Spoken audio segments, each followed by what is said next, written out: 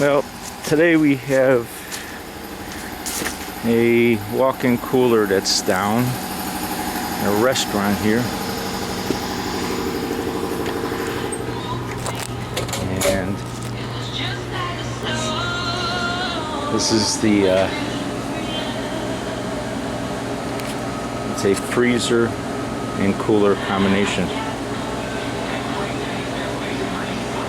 and this camera looks like it has to warm up here unless it fogged up. The camera's cold and the lens fogged up.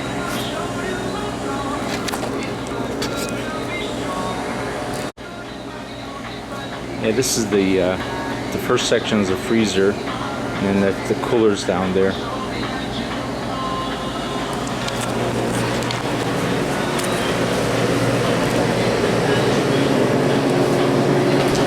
And it's running at 74, and it's just warm.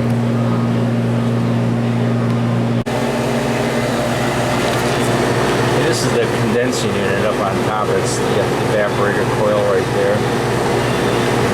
Top lifts off. You look down into the evaporator. And this has been here about 5 years, and I guess it hasn't been serviced in all that time. The little sticker is still on the sight glass. I'll be peeling that off for sure.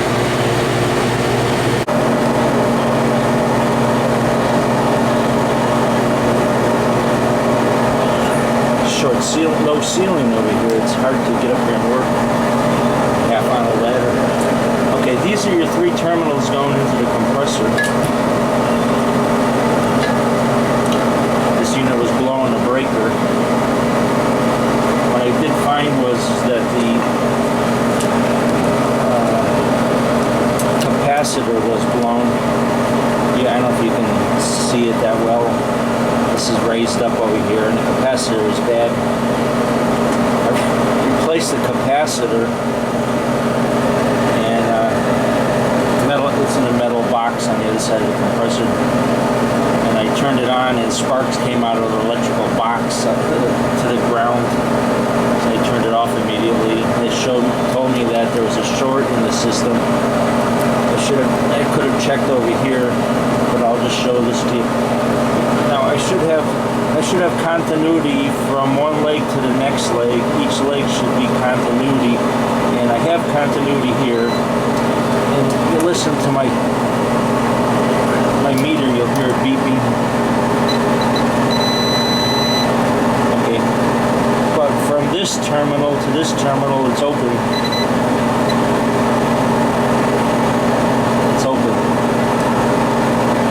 That there's a break in the line between this terminal and this terminal.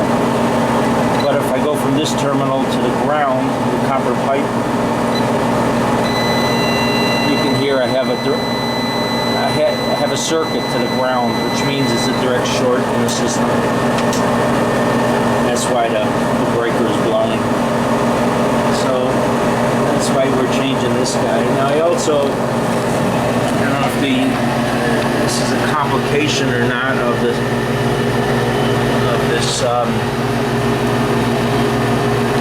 let's see, a better place to stand here. I don't know if this is a complication not, but what I found was probably because of the short. All the way over there is a new digital temperature control, pressure control, time clock. You can see the back of it here. And the 2 terminals that I have off there, that's the circuit for that blue line comes to the compressor. And that's the make or break switch right there. And I found that was open. So it looks like that the problem in the compressor shorted out the little digital components in the digital temperature control there, and it's kind of a weak link in the system, the digital. I don't particularly like them because of that. I mean, you could probably have a good brownout, a power failure, and it could burn out the unit, and then the walk-in freezer or walk-in cooler is out, whatever it's attached to. So what I'm going to be doing today is installing going old school on it. I'm getting rid of that control, and I'm going to put in a regular time clock for defrost and a regular temperature control on this system to regulate the temperature. And I'm bypassing that little piece of crap over there. I don't like those. I've seen a lot of electronic stuff like that come and go. And the other problem is there's not much space up here to work, and there's this ceiling, and the control is facing the back wall over that way, and to get to it there's a little narrow space to crawl down and crawl back and look at it. It's really impossible. Just when I'm up here kneeling, my back is hitting the ceiling, and it's just and to work on it, I'm literally have to lean forward. It's pretty horrible. I mean, yesterday I'm up here, this is all metal box, and I changed the capacitor, and the thing's sparking, and I realized there's electrical short, and I'm up here on this metal box. It's like being in an electrical frying pan up here. It's not, you know, it was a little bit precarious for a few seconds. And these people that make this, I mean, this should be a rubber. If the compressor is going to be on top like this, this should have a plastic or rubber, mat up here so that you're not shorted out directly to everything. But anyhow, so this guy's getting changed now. I've got all the equipment. I have to pump the refrigerant out of the system. Now there's a good chance that it's a burnout, which means that we have acid in the system, and we don't want to leave that acid in the system. We're going to want to remove it with a good EK dryer filter, and I'm going to be changing the dryer filter on this system. If it's a burnout, I'm going to dispose of the gas and get a new virgin gas in the system. Okay, let me get started. Okay, I'm removing the gas out of the system. And what I've got is my gauges. My low side, the blue line, is hooked up to the suction line, and the red line here, the red hose, is hooked up to my high side, and the gas is coming to the gauges, through the gauges, out the yellow hose, into the reclaimer, out of the reclaimer, and into the tank. I put it in the vapor side because it allows I'm not trying to push in through the liquid.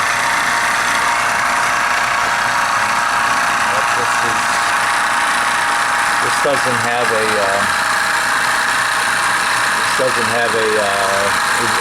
condenser on it. I'm hoping it's just a small enough amount that I can get it. And I'm almost there.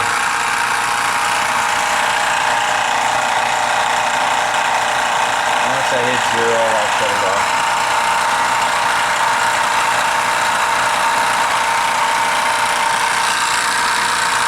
Number 3, 2.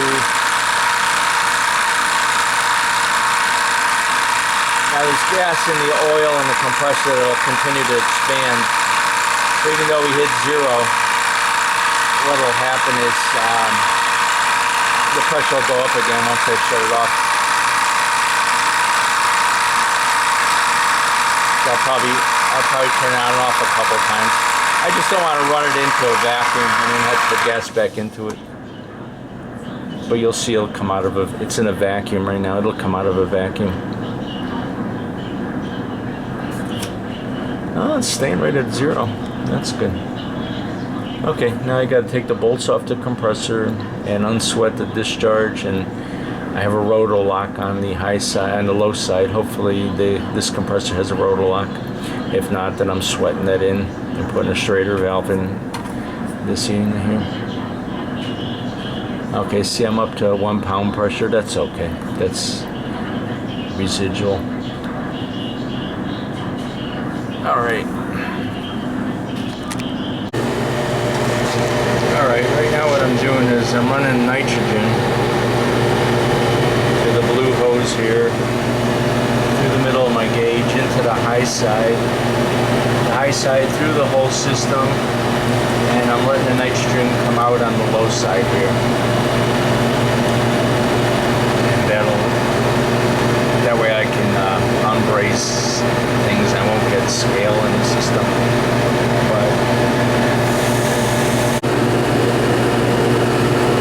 And it's one of the reasons that I like to use the turbo torch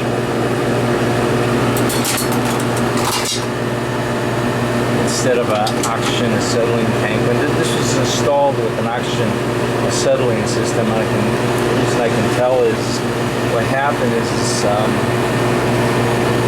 this line right here is the hot gas discharge line, and if you look at it, when they put it into the compressor, they overheated the copper. And you can see there it broke off. And I'll show you right here in the, you look down into the compressor, into this unit, you can see the coppers broke off there. That's because the copper tubing was compromised. It weakens it when you overheat it with an oxygen acetylene torch. And I'm sure at the factory they hire, people with, not as skilled as most people out in the field get to put this together.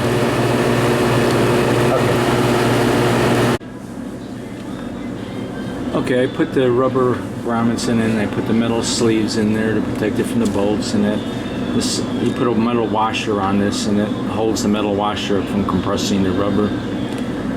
I put the little nylon ring in here. It's important. It's part of the seal. You leave that out, you're in trouble. I put a little dab of leak lock in there to glue it in place. I've had them where you put them in and you go, while you're tightening the thing up, it falls down and it gets crushed in half and you don't have another one, and it's a pain then. And this is marked. This is nice. Years ago they didn't have these marked, and everybody would get the process tube mixed up with the discharge tube.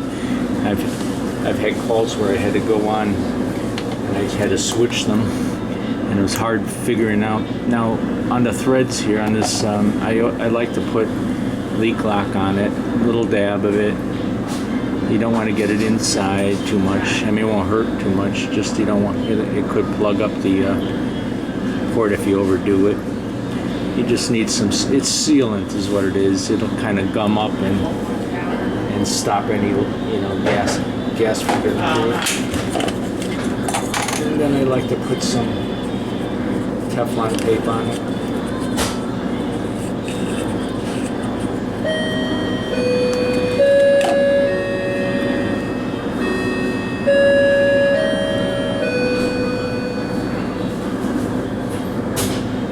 Pull it tight.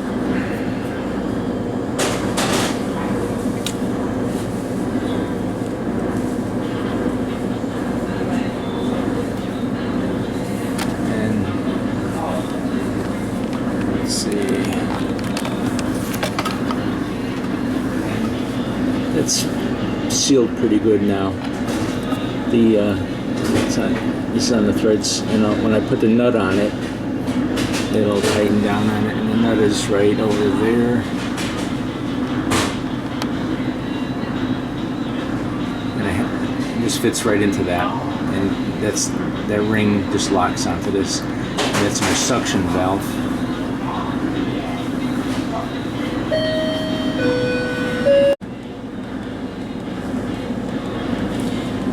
Okay, I'm going to put in a dryer filter. It wasn't a burnout, didn't smell like one.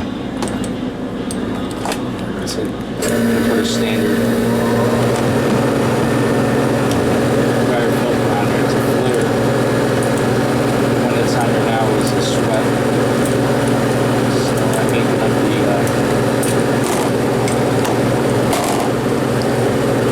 these fittings here.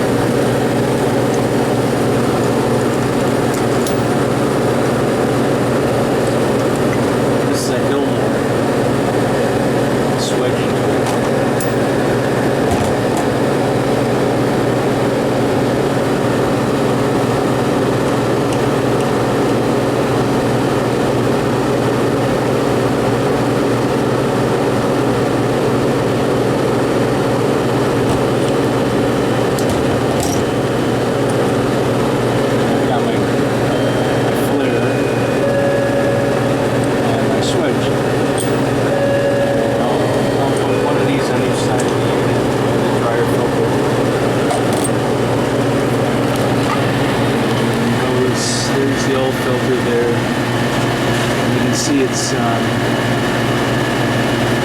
It's brazed in.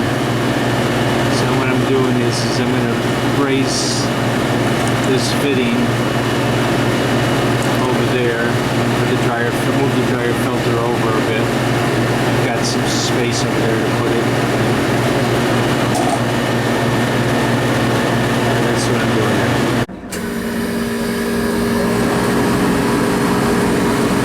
Okay, put the dryer in place. I have to brace it here and over here. Put a damp rag on the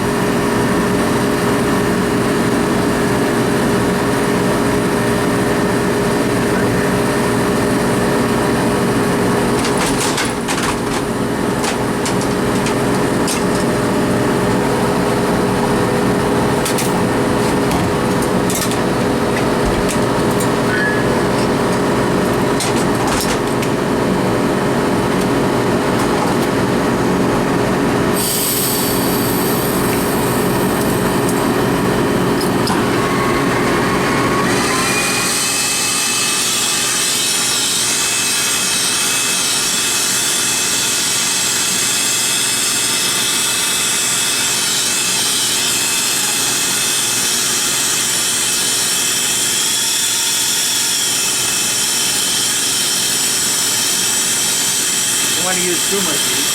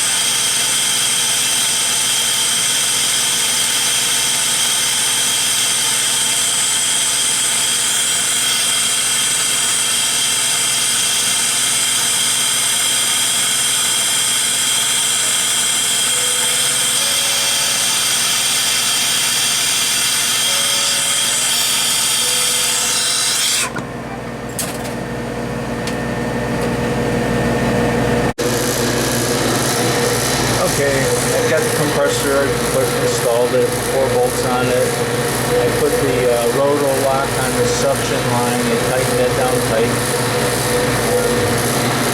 At the wire rig at. I'm pulling a vacuum on it. I got the dryer filter on and I made sure that the arrow's pointing in the right direction away from the receiver thing. Just straighten out that line over there. The line. But I have to run to this playhouse and get my controls. Okay, I got the compressor in, the dryer's installed and brazed in.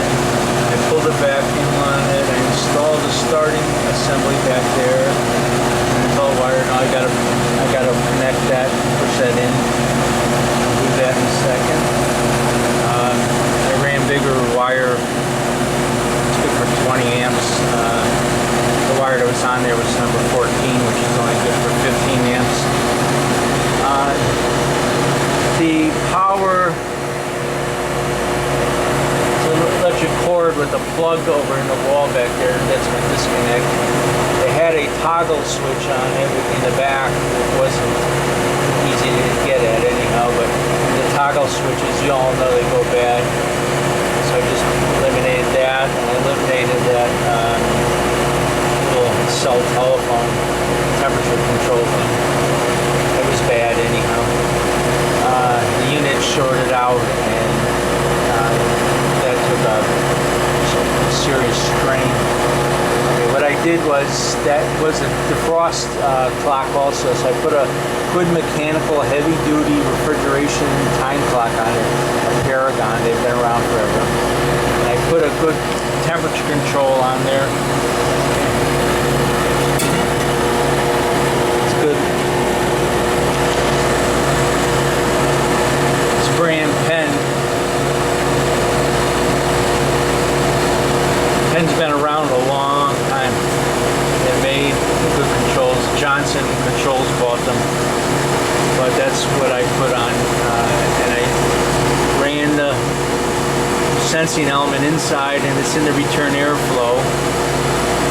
This unit has 3 evaporator fans. They're 14 watt fans, not 9 watts. They're 14 watts, pretty good sized ones, and they're 230 volts. The 2 little black wires coming out back there, let's see, right there, that was the, that's to the fans. Okay, this particular time clock, L1 and L2, go to X and to 3. So this black wire is one of my hot legs, and the other black wire here is my other hot leg, and X and 3. That's the L1 and L2. Now 4 up here, that's my control circuit. That goes to the temperature control, out of the temperature control into the compressor. And this is that's through here. L1 goes to 4, and then the control, and then to the compressor. And L2 goes directly to the compressor. Okay, in here, this is L1 and L2, and the condenser fan motor's here.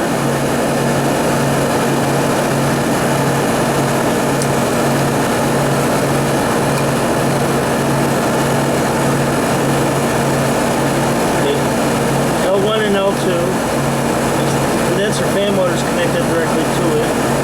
Common, run, start is down here. The yellow is start. It's pretty simple. I don't know if I like this metal box though. They've got to get at the terminals on the compressor, you got to take the box off. It's just 2 screws, but it doesn't get all the way out of the way. And then you can pry the box off. It's a little difficult to get at that box. I like the size of this box. It's easy to run wires through. Sometimes you need a junction box for your pressure control and temperature control and things like that. So I like that. Okay, it's out before.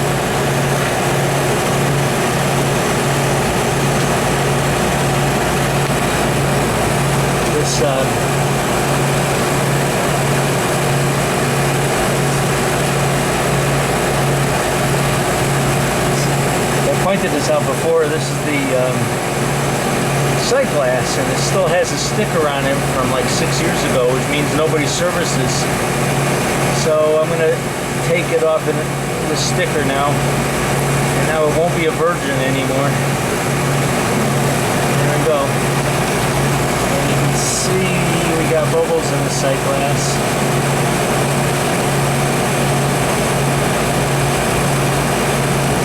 So what we've got is the liquid line, 7.4 amps, and right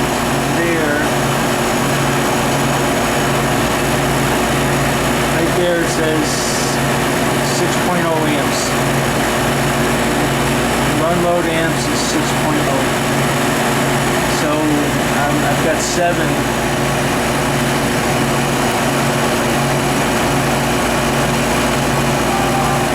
The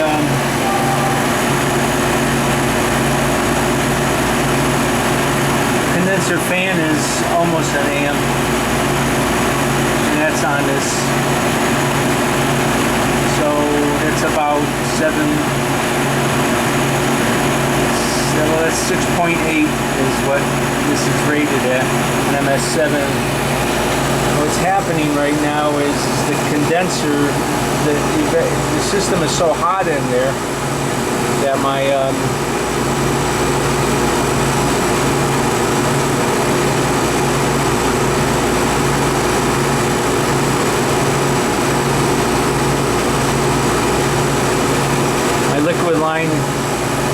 liquid line is 122 degrees, very hot, way too hot.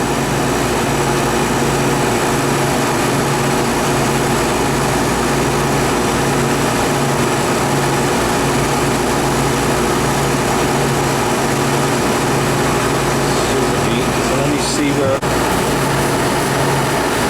Okay, my temperature difference across the evaporator coil is 34 degrees. That's way too much for this. I want to let it run for a little bit, see if the temperature settles before I start adjusting the valve up. What's happening is we're absorbing more heat than we should. But I'd like to, my air, I don't have an air PD hooked up, but I'll get that hooked up. I'll let that run for a little while.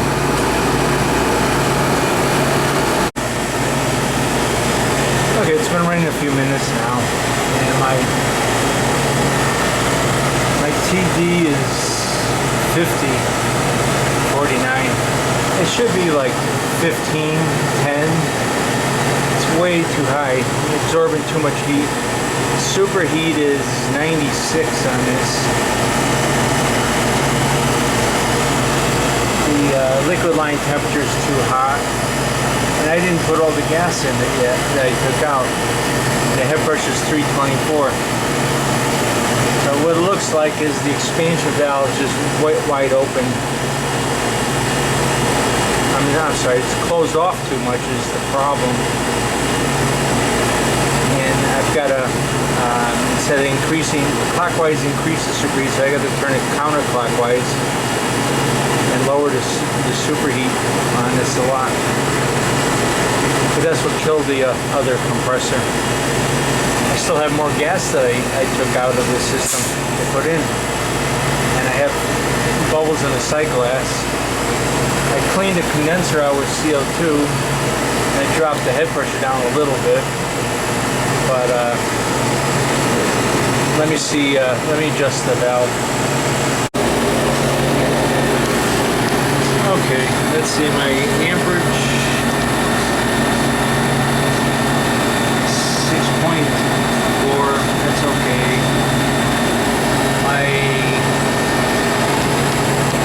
Let's see this. Sight glass is full. The head pressure is 323, a little bit too high. Suction pressure is okay-ish. Could be higher. The superheat is 97. It's not good. My TD across the coil is 52. I opened the expansion valve up all the way.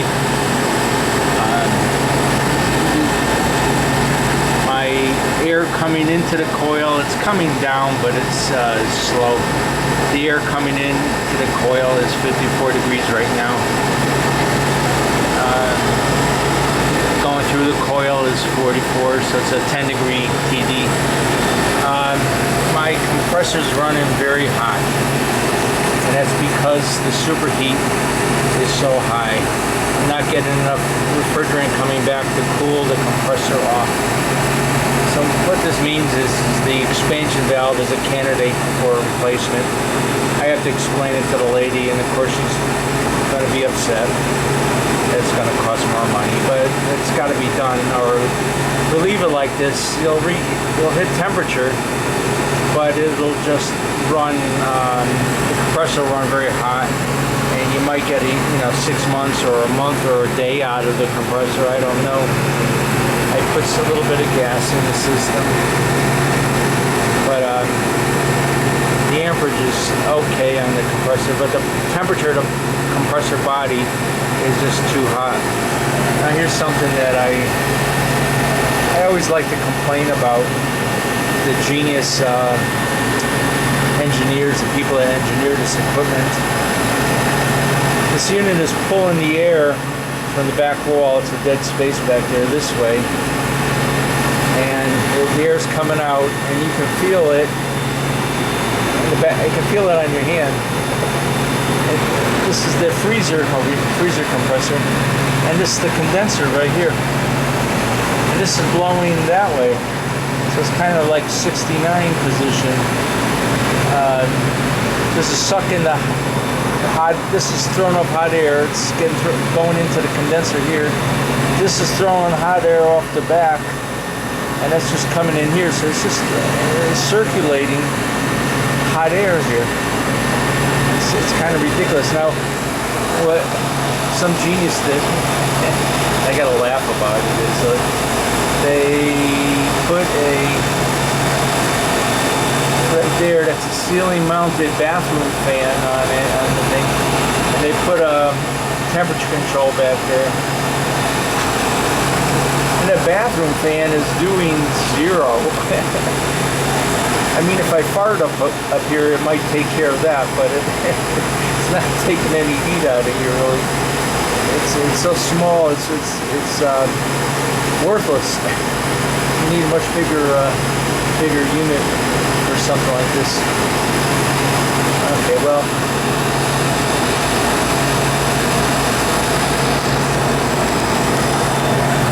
Well, guys. It doesn't always go the way you'd like it to go. It'd be nice if it was done. I put a lot of hours into this, and I'm not getting any results out of this expansion valve. I even shut the system off and heated the valve up, just possibly if there's wax in the valve, but it didn't do any good. It just what's happened is the system's like 6 years old. I think she said, and the valve is just worn out, and this extra heat up here has probably caused high head pressure in the system for quite a while, and it's probably what killed it. So when I do the expansion valve changeover, that'll be a part 2.